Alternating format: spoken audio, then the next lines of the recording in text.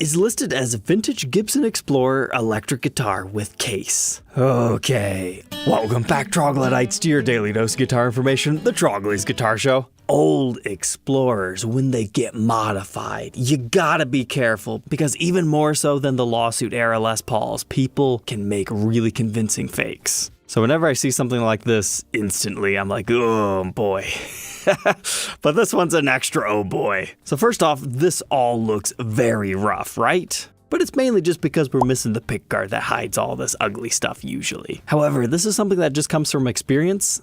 That long neck tenon is just not right for a Gibson guitar. You might enjoy checking out my 1976 Gibson Explorer, the limited edition that we documented in new old stock shape. You can see what it looks like underneath the pickguard. And then from there you can tell that the routes right here are not correct. So real Explorers do have a little area that go in here, but then it kind of all connects together. There's not like a separate little shelf. We can't really judge the whole ABR1 bridge situation, but what is just absolutely hilarious and worthy of featuring this thing, even though it's not a Gibson at all, is, look, they threw a Floyd rose on it. That's just fantastic. I love how obnoxiously low it sits on the body, and they just left the tailpiece studs there. Oh my goodness. It's got two bridges. It doesn't need the ABR1. This is where you set your intonation. So there's no way this thing's staying in tune, right? Because it's basically just acting like a jazz master's vibrola. But now come over here and check out our knobs. Just not spaced properly at all. And then, hey, let's throw a mini switch in between them as if it's not already crammed enough. Now, I will say, this body wood looks all right. It's attractive, but that is not what the mahogany looked like that Gibson was using at this time.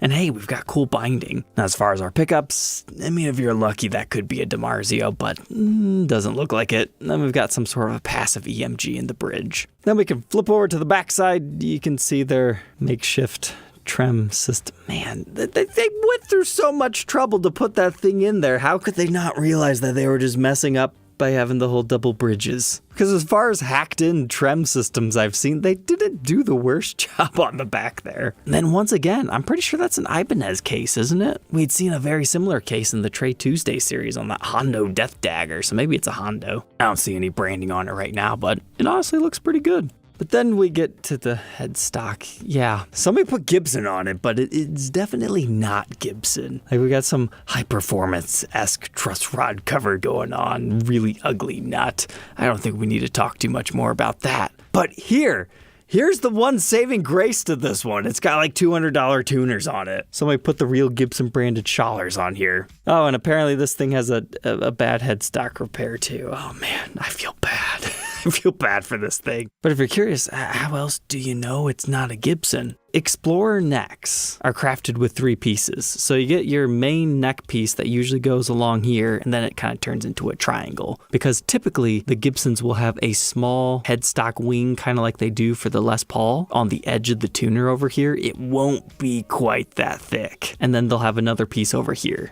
So this apparently just has one big piece connected to the neck and then another one thrown on there. We come over here, we can see it's got a scarf joint. So yeah, definitely not Gibson. Does that have a multi-layered fretboard? It just might. And oh, hey, we do have some sort of a pick guard included. If you could pick that up at like $300, I think it could potentially be a fun little project. But sadly, it looks like it got relisted in an auction and somebody overpaid, probably thinking it was a Gibson. Although maybe they know something I don't about that case, and maybe it's worth a lot more. Sometimes you can get really lucky in auctions that are just strange, and they have some rare, obscure part on them that makes it worth so much more. Got some more fun for you guys tonight, but first we need to hear a word from our sponsor, Sweetwater. Sweetwater is a great place to buy your stuff, but it's not just guitars. You can also buy amps, effects pedals, patch leads, whatever you need for general music making. They also sell tons of guitar parts, pickups, knobs, anything you might need for a project guitar like our episode tonight. They are your place, and they're happy to ship it to your door, or you can visit their Fort Wayne, Indiana location. And if you happen to be local, they have tons of events all the time. They also do monthly giveaways that you can follow the link in the description to become a part of. Thank you, Sweetwater, for being a continuous sponsor of my show. And now let's get back to our guitar. This one was posted up on eBay and was too good not to share. Mainly because it's been heavily modified. Because at quick first glance, we're missing a knob here. It looks like somebody put a Kaler on it. It's got a non-original case that kind of looks like what Ibanez was using. But despite those modifications, so far it seems to be legit. So first off, how do you identify factory Kahlers? Because Gibson briefly used those in the early to mid 80s, and back then they were called the Supertune Vibrola. And they're actually pretty easy to retrofit, because this part of the bridge fits over top of the old bridge studs. In fact, it utilizes a similar thing to set the height. And then you can utilize the existing tailpiece studs. The downside being, you have to do this to your guitar.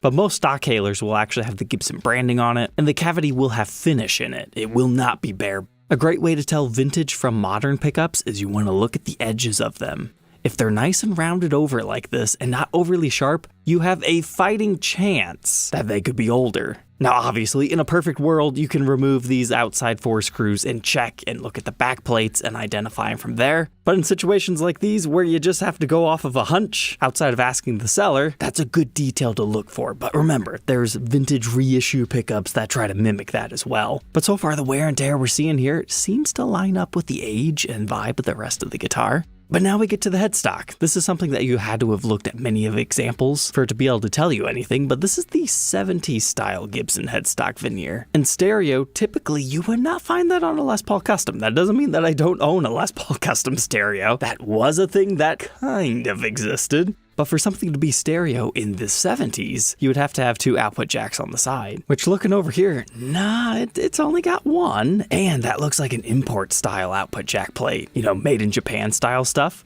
Are we sure this is authentic? But you gotta watch out. Sometimes people put Gibson headstock veneers on made in Japan replicas that are pretty good looking, and then you get scammed. So your next best bet is to go to the back of the headstock. Thankfully, we've got a pretty decent shot that shows us a serial number of 6579, looks like 89. And then we can see our Made in USA stamp, and we can also see these 2 lines running up and down the neck. So that tells us this is a 3-piece neck, and having a Made in USA stamp in general also tells us what era this was produced in. The very earliest this thing could be is 1969. Between the years 1962 through 1967, the Les Paul didn't exist at all, so that's why seeing that 65 Les Paul Custom piqued my interest. But they say, according to the serial number, that's how they got the 65 date. I'm not sure if they just read that and thought that's how it worked, or perhaps they came over to like the Guitar Dater project, where they will tell you a whole bunch of different stuff. But unfortunately, I hate to break it to you, early 70s serial numbers don't mean much of anything. You cannot date the guitar based on them. In this era, you want to look in the backside control cavity and look for the pot codes. It'll say 137 or 134 XXXX. The first 2 digits will tell you the year. So for example, if it was 137 7245, that would be 1972 45th week of the year. That would be the absolute earliest the guitar could have been produced. It's the most reliable way to get a semi-what accurate date on a late 60s, early 70s Les Paul, because it's not till 1977 when we get the beautiful year, day, year production number sequence. And then from there, you can further nail it down based on like what other specs we have. Like Gibson didn't start using this style of tuner until about 1975. I mean, are there some outliers? Yes. But if you ever see these tuners stock, you can pretty much guarantee it's around 75. However, I do see a filled in hole here, so I'm not quite convinced that's even the original set. But typically, when you're trying to date in early 70s, it's normally going to be 73, 74, or 75, because there was just a lot more of those ones made. So that was my thought process on this one when I first saw it, and I wanted to find some more photos to see if I could help them even further. But then this happened.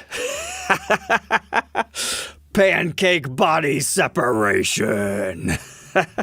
You don't see it all that often. So pancake bodies get introduced in 1969. That's when they take one piece of mahogany, they put a laminating maple in between them, they slap them together, and occasionally abused examples do come apart. Typically, this has something to do with moisture damage, or like somebody was intentionally trying to separate it. Do not fear pancake bodies. Usually the worst you get is like a small line. But this whole thing is just absolutely coming apart, which is rather unfortunate. So now we got to answer, what's a circa 1975-ish Les Paul Custom with a pancake body that's completely separated, that's been routed out for a Kahler, and has a few original parts left on it? Unfortunately, the answer is not 17,500, but they probably thought it was a 65. They were looking at 68, 69s. I totally understand how they came up with that price. Who knows, maybe they found it in their grandma's attic, because that is a suspiciously old-looking couch/curtain thing over there.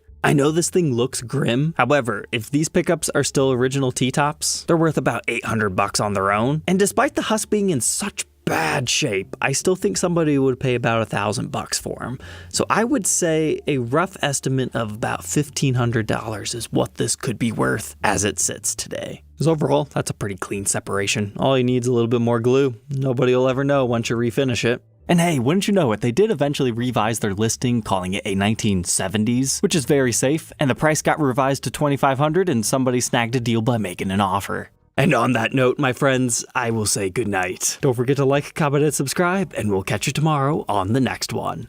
Take care.